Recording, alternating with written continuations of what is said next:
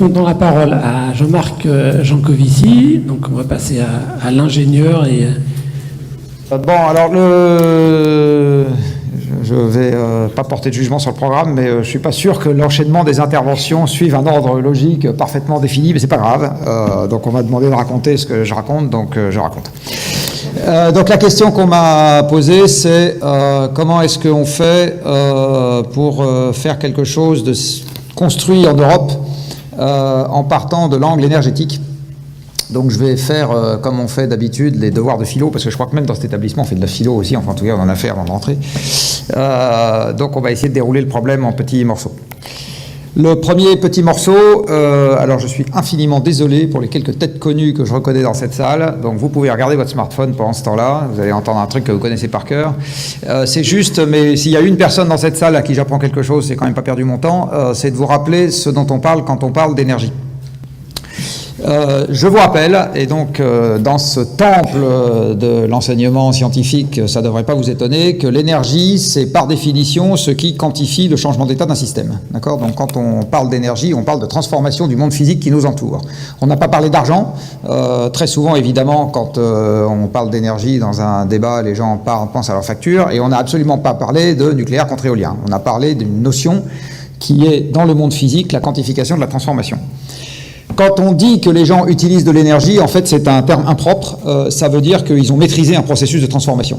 C'est ça que ça veut dire. Hein. Donc, utiliser de l'énergie, c'est maîtriser un processus de transformation. Ça ne veut rien dire d'autre. Vous savez que l'énergie est régie par un certain nombre de lois physiques que vous ne changez pas par un vote à l'Assemblée nationale. C'est ce qui les rend particulièrement désagréables aux yeux des politiques qui essayent périodiquement de demander à leur administration de violer les lois de l'énergie. L'administration a du mal à y arriver. Donc une partie devient neurasthénique, une autre part en dépression et la troisième fout le camp dans le privé. Ne rigolez pas, c'est à peu près ce qu'on observe aujourd'hui dans un certain nombre d'administrations. Et j'ai des témoignages de première main, tiens je vais vous raconter un truc que je raconte pas d'habitude, venant d'EDF ou de RTE, de gens qui me disent qu'on les empêche d'exprimer des faits avérés parce que c'est contraire à la ligne politique du moment. Voilà, il faut savoir que ça existe dans notre pays au moment où je vous parle. Hein.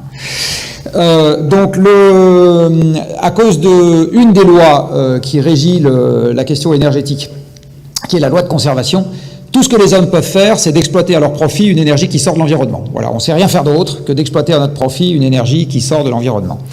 Alors historiquement, la seule énergie sortie de l'environnement qu'on a exploitée, c'était des trucs qui se mangeaient, et la seule conversion qu'on était capable d'opérer, c'était celle qu'on faisait dans notre propre organisme, avec beaucoup de chaleur renouvelable, très sympathique, un peu de mouvement renouvelable, très sympathique, un peu de mots croisés de temps en temps, mais voilà, donc c'est notre propre corps qu'on met en mouvement avec de l'énergie extraite de l'environnement, qui est de l'énergie contenue dans les trucs qu'on mange. Et puis les ingénieurs géniaux issus de cette école, et d'autres, moins intéressantes, ont, au fil du temps, mis au point d'autres convertisseurs énergétiques qui avaient le grand intérêt de ne pas nous faire concurrence sur la nourriture et de pouvoir manger de l'énergie qui venait d'ailleurs, en particulier du sous-sol. Donc du sous-sol, c'est bien, parce que ça ne nous fait pas concurrence sur la nourriture, et d'avoir la capacité de convertir l'énergie avec des ordres de grandeur qui nous étaient totalement inaccessibles. Hein, c'est ça les machines.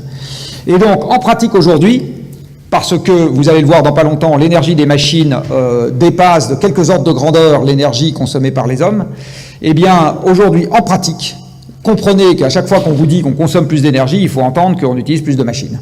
Et inversement, que quand on vous dit qu'on va faire des économies d'énergie, ça veut dire qu'on va faire des économies de machines. Voilà. Au premier ordre, c'est à peu près de ça dont on est en train de parler. Alors, aujourd'hui, on a coutume de dire qu'on a un problème avec les énergies fossiles. Je vais quand même très rapidement rappeler qu'en 2 siècles, on s'est ingénié à faire l'exact inverse à chaque fois qu'on a pu. Hein. On avait de la marine renouvelable, la voici, on est passé à de la marine pas renouvelable parce qu'on a trouvé que ça marchait mieux. On avait du transport renouvelable, on est passé au transport pas renouvelable parce qu'on a trouvé que ça marchait mieux.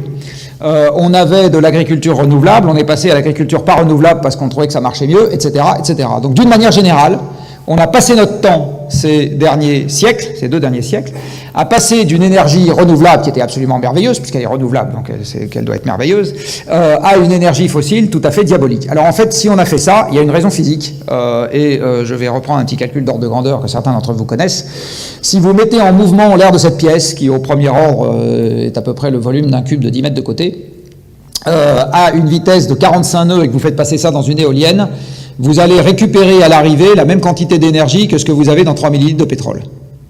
Ça ne fait pas beaucoup, 3 millilitres de pétrole.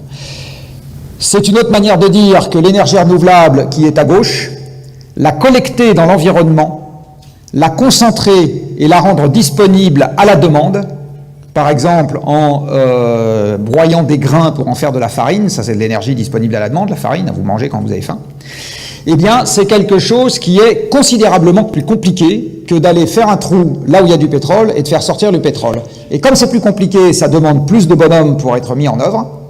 Et comme l'argent ne paye que des hommes, c'est ça le propre du système économique, c'est que la monnaie ne paye que des hommes, ça ne paye pas la nature, ça paye que des hommes, eh bien, à gauche, ça va coûter beaucoup plus cher qu'à droite, parce qu'il faut mettre en jeu beaucoup plus de paires de bras, et beaucoup plus de paires de jambes, et beaucoup plus de cervelle aujourd'hui, pour extraire la même quantité de kilowattheures de l'environnement. Sortie d'une éolienne aujourd'hui, le kilowattheure vous coûte quelques centimes, alors aujourd'hui, dans les meilleures conditions possibles, etc., dans des pays où la manœuvre est pas chère, on descend à 4, mais peu importe, ou 3, ça reste toujours 10 fois plus cher que le kilowattheure de pétrole sorti de terre que vous avez à droite et qui, lui, possède déjà sa fonction de stock, alors qu'à gauche, pour le moment, le train avance quand il y a du vent. Et quand les cheminots ne sont pas en grève. Mais, oui, voilà, il faut aussi des bonhommes. Vous avez donc à gauche quelque chose qui n'est pas encore stocké, qui vaut 6 à 8 centimes dans les pays occidentaux. À droite, quelque chose qui est déjà stocké et qui vaut 0,3 centimes. Donc en fait, la raison pour laquelle on est passé de l'énergie renouvelable à l'énergie fossile, c'est parce que pour considérablement moins de travail humain, vous pouvez générer considérablement plus de flux physiques. Et donc transformer toutes les ressources qui vous intéressent en d'autres trucs qui vous intéressent encore plus. Donc transformer du minerai de fer en fourchette, parce que c'est plus pratique de manger des œufs sans faire des taches sur la cravate avec une fourchette qu'avec du minerai de fer. Transformer du fil en chaussettes, parce que ça, voilà, etc. Donc c'est exactement ça qu'on a cherché à faire depuis 2 siècles. Et cette énergie met donc en œuvre des machines qui sont vachement plus puissantes que nous.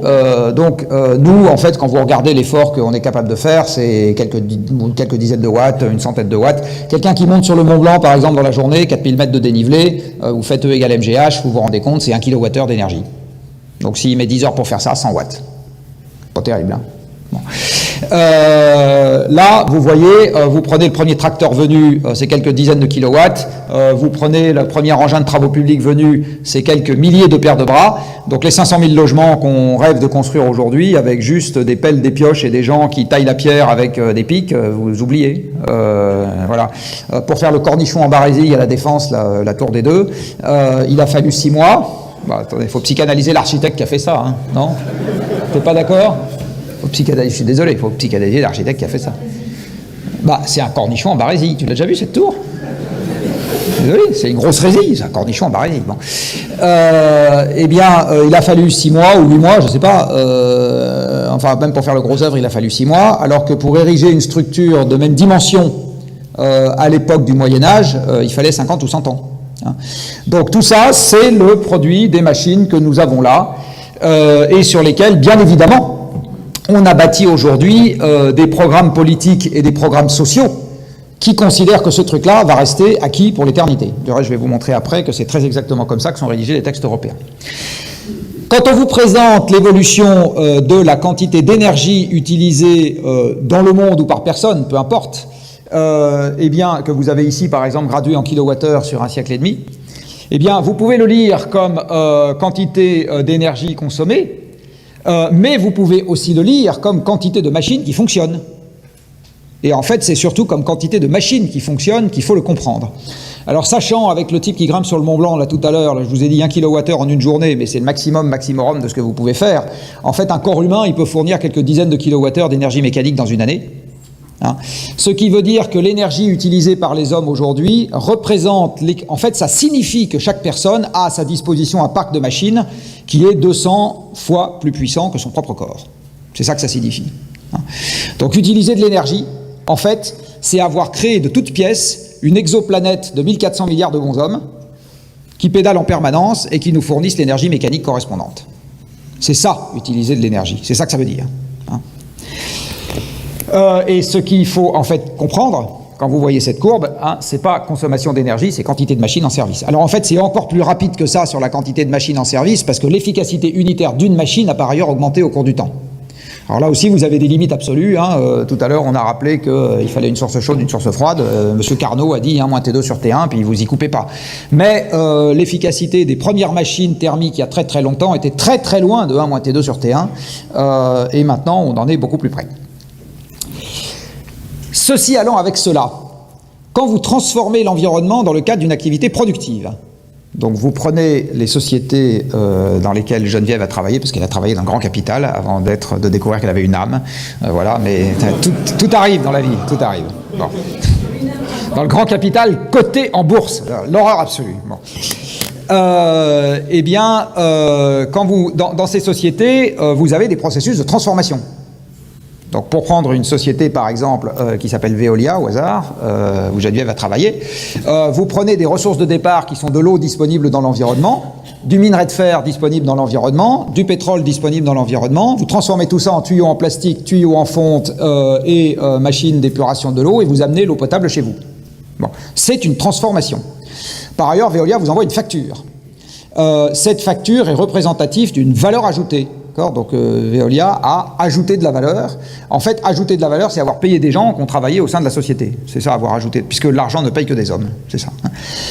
Et quand vous faites la totalité des valeurs ajoutées que vous avez dans un pays, vous obtenez ce fameux PIB qui aujourd'hui est devenu le Graal des économistes.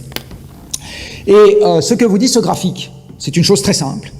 C'est que pour avoir plus de valeur ajoutée globale dans le monde, c'est-à-dire plus de PIB, eh bien, vous ne savez pas faire autrement dans notre monde de machines aujourd'hui que d'augmenter la quantité de machines qui fonctionnent et donc la quantité d'énergie que vous utilisez. Et l'augmentation sur la période, vous voyez, elle est quasi linéaire. Elle est quasi linéaire. Donc, moi, je suis pour le remplacement des modèles DGSE par des droites. Je pense qu'on ferait des économies budgétaires et qu'on dirait moins de conneries.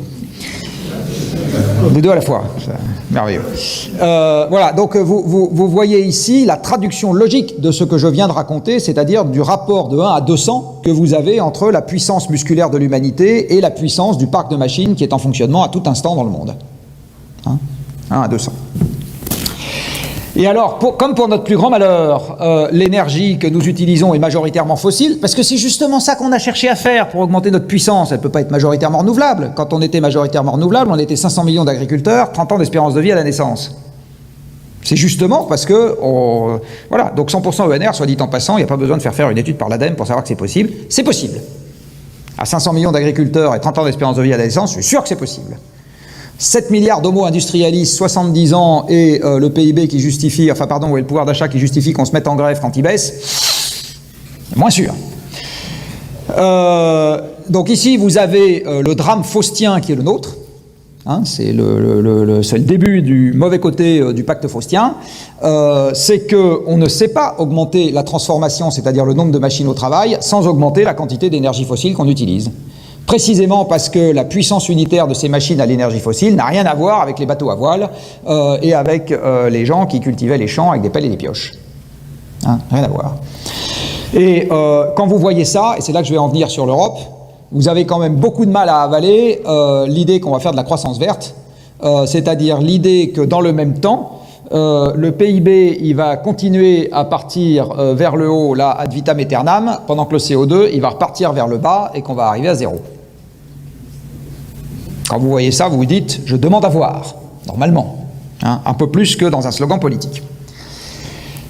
Alors, en termes de flux, ce que je vous ai raconté, c'est vous avez des hydrocarbures et des ressources un peu partout. Je vous rappelle que tout ça est gratuit. Un autre truc aussi, pour ceux d'entre vous à qui je ne l'ai pas dit, le vent est gratuit, mais le pétrole l'est tout autant. Personne dans cette salle n'a payé le moins de centimes pour former le pétrole.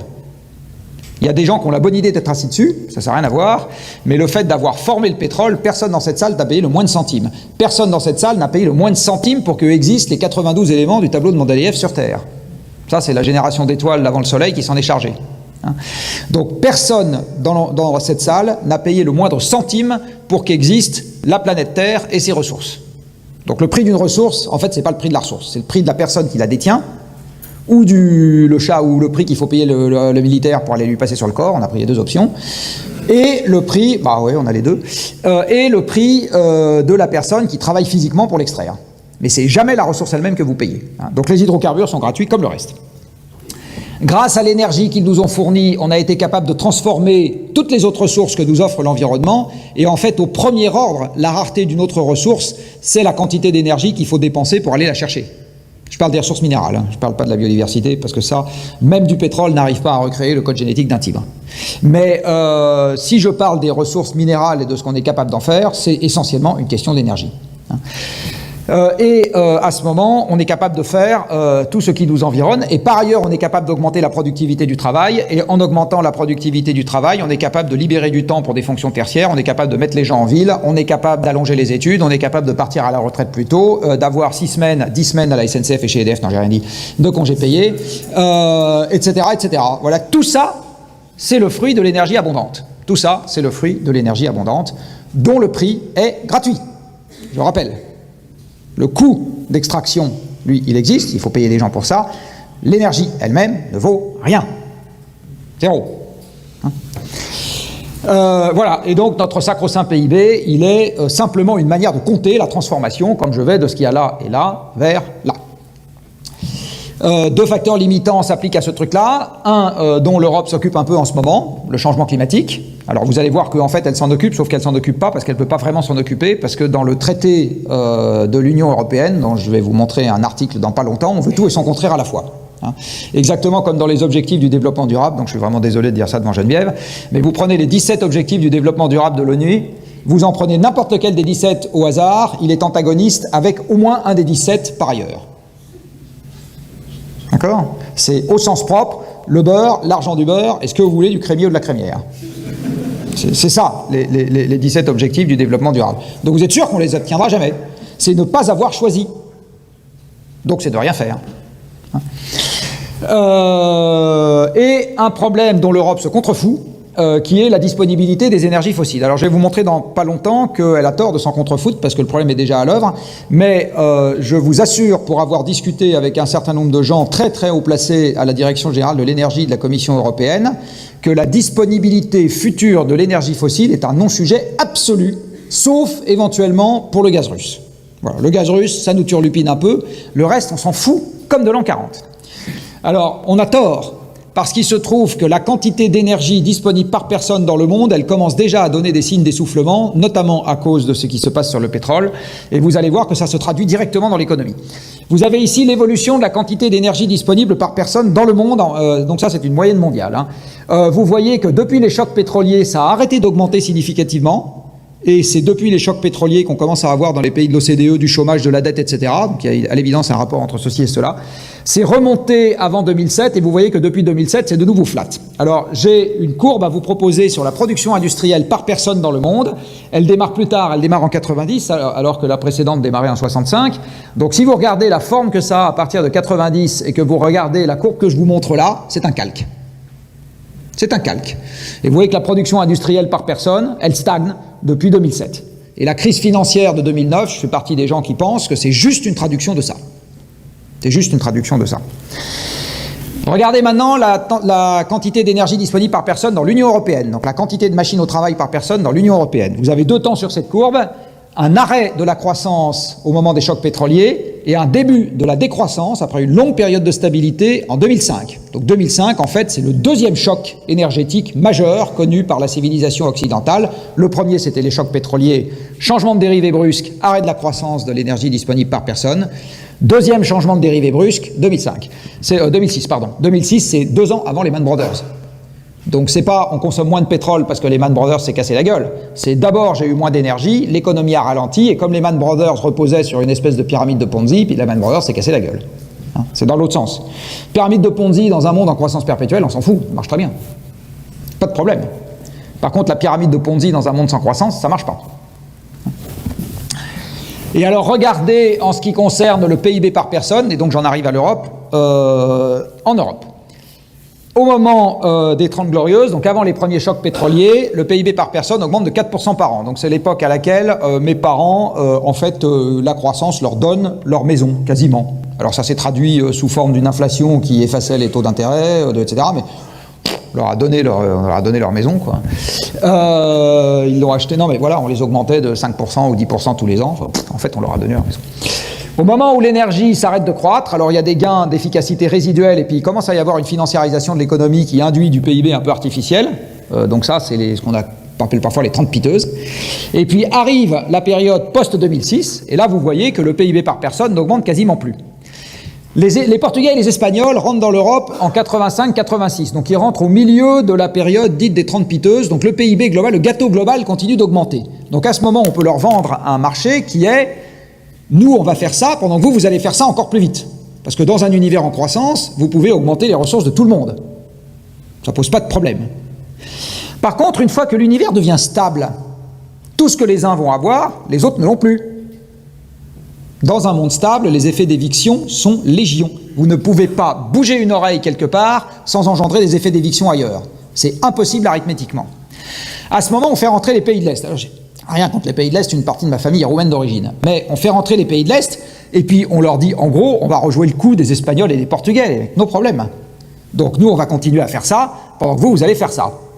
Pas de pot, le gâteau global devient stable. Alors qu'est-ce qui se passe? Il se passe que tout ce que les gens de l'Est vont avoir comme ça, les gens de l'Ouest vont l'avoir comme ça.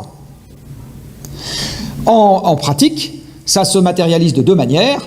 L'usine Renault qui était en France part en Roumanie, et le plombier qui était en Pologne part à Londres. Et puis un jour, on demande aux Anglais, est-ce que ça vous plaît? Ils disent non.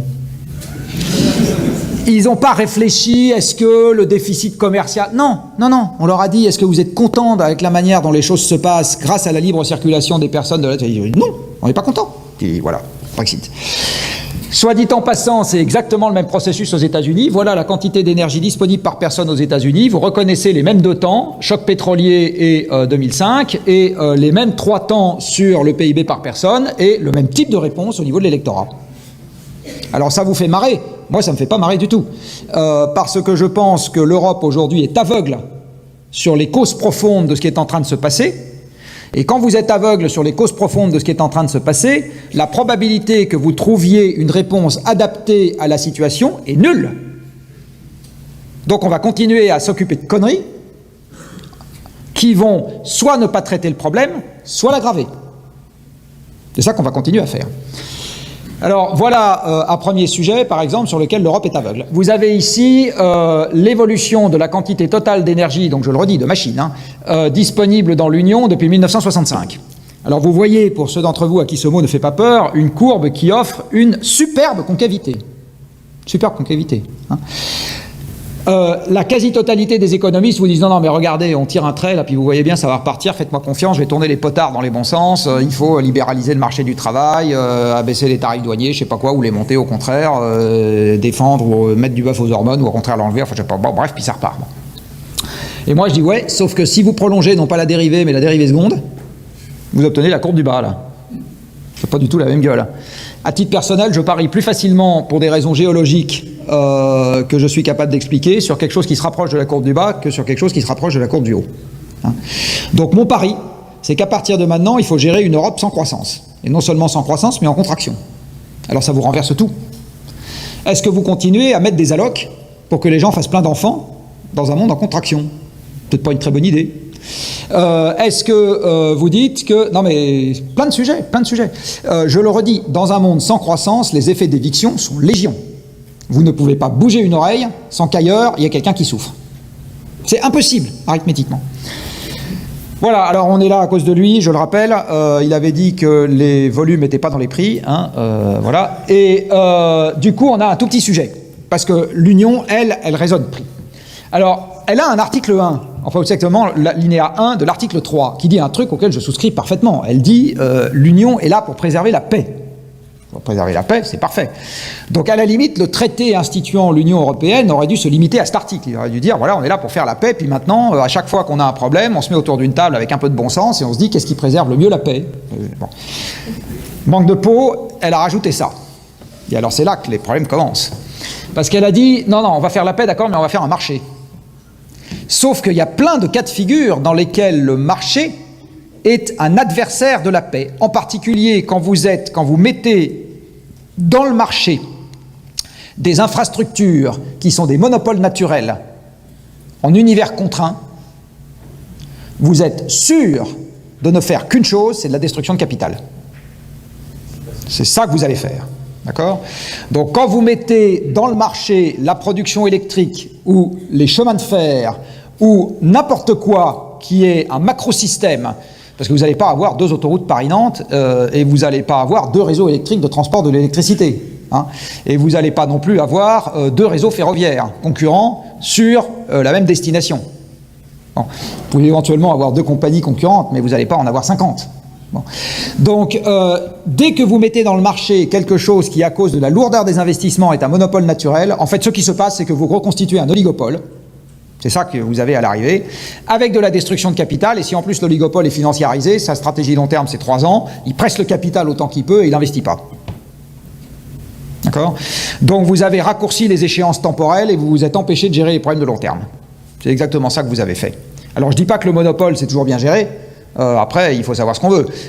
Mais je dis juste que l'idée qu'en mettant un marché partout et tout le temps, vous allez régler tous les problèmes tels qu'ils se présentent, ce qui est quand même assez largement le credo d'une bonne partie des gens qui sont à la Commission, parce que c'est assez largement le credo du monde économique des États qui font l'Europe. Il ne faut pas croire que les fonctionnaires de la Commission sont totalement en roue libre.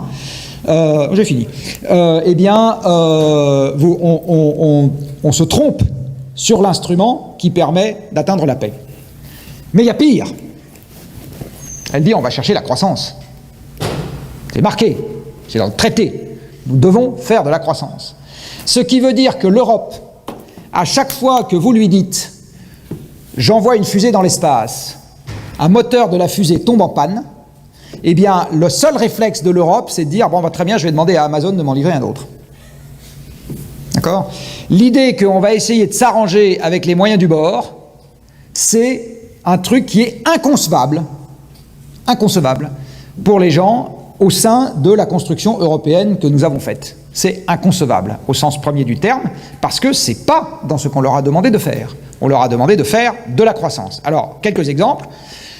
On a mis en place un système de quotas, mais on a demandé de faire de la croissance. Donc on va juste faire croître les quotas un peu moins vite que le PIB. Donc ça va commencer à foutre le système sous contrainte. Mais enfin, sauf que si le système ne fait pas de croissance et que vous vous retrouvez avec des quotas plus que le PIB n'en demandait, à ce moment, vous vous retrouvez avec un système totalement suralloué, ce qui s'est passé, et des quotas qui se baladent à 4 € la tonne. Je peux vous assurer qu'il n'y a pas un industriel qui a peur d'un quota à 4 € la tonne. Donc ils font rien. Ils font rien. Un deuxième exemple, aujourd'hui, comme vous imaginez que le problème, vous ne pouvez pas imaginer que le monde se retrouve sans croissance, donc ça veut dire que si c'est quelque chose qui se passe, comme par ailleurs les limites physiques ne sont pas dans les modèles économiques, hein, parce que dans les modèles des SGE, je vais y arriver, il n'y a pas la monnaie, mais il n'y a pas non plus les ressources. Bon. Donc comme vous avez, et aucun modèle ne vous dit quand le PIB arrive à 76 000 milliards de dollars, il s'arrête. Ça n'existe pas, alors que dans tous les modèles physiques, vous avez des limites. D'accord ? Quand vous avez parcouru 40 000 km sur la Terre, vous êtes revenu à votre point de départ. D'accord ? C'est des limites. Bon. Modèle économique, il n'y a pas de limite. Donc à aucun moment on vous dit, là, ça s'arrête. Du coup, le postulat de départ, c'est il y a de la croissance. Et une fois qu'il y a de la croissance, virgule, je vais voir ce que je fais. Voilà, c'est ça. Mais du coup, vous êtes dans une quadrature du cercle, l'essentiel du temps. Donc il y a un vrai problème au sein de l'Europe pour arriver à accoucher d'une construction qui est sa cohérence interne, parce que là, pour le coup, on veut en même temps, en permanence, 2 choses qui sont antagonistes. Alors dans cette affaire, je vais vous rappeler, pour ceux d'entre vous qui ne l'ont pas vu, ce qu'on avait imaginé au Shift avant l'élection présidentielle, donc accolé à un truc qui s'appelait le Manifeste pour décarboner l'Europe. Et c'était des propositions non pas de macroéconomie, mais de projets. C'est-à-dire qu'en gros, on a dit, voilà un certain nombre de trucs qu'il faudrait faire. On propose de les faire, et puis si on les fait dans un monde en croissance, tant mieux. Si on les fait dans un monde en décroissance, tant pis, mais on les fait. D'accord ? C'est ça qu'on propose de faire. Et l'idée, c'est que à cause de la courbe que je vous ai montrée tout à l'heure, qui est que si vous croyez à la dérivée seconde, de toute façon, l'approvisionnement énergétique fossile de l'Europe est parti pour se contracter significativement. De toute façon, décarboner l'économie est un choix sans regret, puisque de toute façon, de l'énergie fossile, vous allez en avoir de moins en moins. Donc de toute façon, l'économie va se décarboner, au sens premier du terme. Hein. Et on a le choix entre le gérer et le subir. Donc là, c'était la proposition sur « je gère ». Alors le premier truc qu'on a proposé, c'est on ferme toutes les centrales à charbon. Je vous signale que, contrairement à une idée couramment répandue, l'Europe importe une partie significative de son charbon. L'Allemagne importe la moitié de son charbon. Elle produit sa lignite, mais le charbon est pour une large partie importé. Donc on ferme toutes les centrales à charbon. Et on les remplace par des moyens décarbonés. Alors nous, au Shift, on n'est pas du tout anti-nucléaire. Le plus économique, c'est de faire ça avec du nucléaire, parce que c'est pilotable. Même à 100 € le mégawattheure, c'est plus économique que les ENR, parce que c'est pilotable. Si vous voulez le faire avec des ENR, faites-le avec des ENR, on s'en fout, ça vous coûtera 5 à 10 fois plus cher. C'est pas le problème, faites-le. Faites-le. Il faut diminuer la taille du parc automobile et diminuer la consommation unitaire des voitures. La seule chose que vous n'allez pas faire, c'est changer l'urbanisme demain matin. Il faudrait aussi le changer à long terme, parce qu'une ville de 10 millions d'habitants, c'est pas vivable dans un monde à l'énergie contrainte. Ça dépend d'un hinterland beaucoup trop vaste en termes d'approvisionnement pour que vous arriviez à faire survivre 10 millions d'habitants viables économiquement dans un monde à l'énergie contrainte. Et en fait, le premier endroit où le système se délite, ça se comprend assez facilement quand l'énergie commence à devenir contrainte, c'est dans les périphéries. Et c'est assez facile à expliquer pour des raisons énergétiques. Donc, et la meilleure manière de baisser rapidement la quantité de pétrole consommée par les voitures, c'est pas de faire des voitures électriques, c'est de faire des voitures à pétrole beaucoup plus petites. Ça va beaucoup plus vite. Ça se fait à isoparc de production industrielle, ça se fait à isosystème de distribution de carburant. Juste, vous mettez une réglementation très dure pour baisser très très vite. Voilà. Je vous signale qu'on vient de perdre une manche à Bruxelles avec une réglementation qui favorise les voitures lourdes et qui va exactement dans le sens inverse, grâce à messieurs les Allemands, très écolos comme chacun sait. Il faut également mutualiser les transports dès qu'on peut. Alors mutualiser, c'est quoi? C'est tous les transports dits en commun dans lesquels on a aussi collé le covoiturage. Vous pouvez également mettre là-dedans le vélo et la marche à pied, évidemment. Il faut garder des connexions entre les villes avec du réseau ferré pour remplacer l'avion quand il n'y aura plus de pétrole. Il faut, au premier ordre, diviser par 2 les flux de matières produits en Europe, s'en accommoder. Donc on fera 2 fois moins de plastique, 2 fois moins de ciment, 2 fois moins d'acier, etc. Dans cette production résiduelle, décarboner largement la production. Il y a des tas de moyens de faire ça. Vous pouvez électrifier avec de l'électricité sans carbone, etc. Il faut rénover tout le parc de logements existant, et puis il faut essayer de pas trop l'accroître, mais ça renvoie à la question douloureuse de la démographie. Je le redis, on ne peut pas avoir une démographie perpétuellement croissante dans un monde en contraction sur les moyens. Enfin, à un moment, ça se met à coincer. Donc vous avez un sujet sur le parc de logements qu'il faut rendre carboniquement plus performant. Et un truc intéressant à noter, c'est que le patronat allemand vient de sortir un document dans lequel il explique que la bonne manière de faire ça, c'est de coller de la pompe à chaleur partout. Alors, je suis très content de dire ça, parce que la pompe à chaleur, c'est par excellence l'énergie renouvelable qu'il faudrait développer en France, au lieu de s'occuper de panneaux solaires. Il faut rénover également le tertiaire public. La raison pour laquelle on en a fait une mesure distincte, c'est que le tertiaire public, c'est les gros de la construction qui sont dessus, alors que le pavillon de banlieue, les gros de la construction ne sont pas dessus. Donc si on veut embarquer les Bouygues, Vinci, Eiffage, il faut s'occuper des grandes surfaces à rénover d'un seul tenant, parce qu'eux, ils n'iront jamais rénover les copropriétés de 5 appartements dans Paris 19e. Il y a la filière bois qu'il faut renforcer, et enfin, il faut diviser le cheptel bovin par 2. Ça, c'est pas une mesure énergétique, c'est juste une mesure méthane. Et donc la mesure qu'on avait proposée, c'était on divise le cheptel bovin par 2, parce que le cheptel bovin, c'est la moitié de l'empreinte carbone, c'est même plus que ça, c'est quasiment les 2/3 de l'empreinte carbone de l'alimentation. Mais comme les éleveurs font un métier difficile, il faut réencadrer les prix. Et donc là, je finis sur la question de que faire en Europe. Il faut réencadrer les prix parce qu'il faut garantir aux éleveurs un revenu décent issu de leur travail, même avec moins de vaches élevées. Et ça, vous n'y arrivez pas avec des prix de marché. Si vous laissez le marché faire ce qu'il veut, vous n'y arrivez pas. Et pour finir là-dessus, en fait, remettre les contraintes environnementales dans les prix, c'est quelque chose que vous ne savez pas faire dans le cadre d'un marché ouvert. Parce que dans le cadre d'un marché ouvert, tout le monde est en compétition avec tout le monde, et donc celui qui paye pour une externalité est défavorisé par celui qui ne paye pas pour l'externalité. Donc tant que vous avez un marché ouvert, vous êtes incapable de faire payer les agents économiques pour les externalités. Vous ne pouvez pas. La seule manière de faire ça, c'est de remettre des forces de frottement, donc c'est de partiellement fermer, c'est de partiellement encadrer, etc. Donc c'est une forme de planification, finalement. Et je vais finir par là. À l'époque contrainte, quand le monde était stable, il y a un millénaire, eh bien, à cette époque-là, la liberté partout et tout le temps n'existait pas. Il y avait plein de systèmes qui étaient extrêmement férocement encadrés, parce que c'était la façon de les rendre durables à l'époque. Donc si aujourd'hui on veut basculer vers quelque chose d'un peu plus durable, nécessairement, ça ira avec quelque chose d'un peu plus encadré. Voilà, je ne dis pas qu'il faut faire n'importe quoi, n'importe comment, de manière autoritaire tout le temps, c'est pas ça que je suis en train de dire. Je suis en train de dire que sans encadrement, les trucs ne marchent pas. Voilà, et je crois que j'ai terminé. Oui, absolument.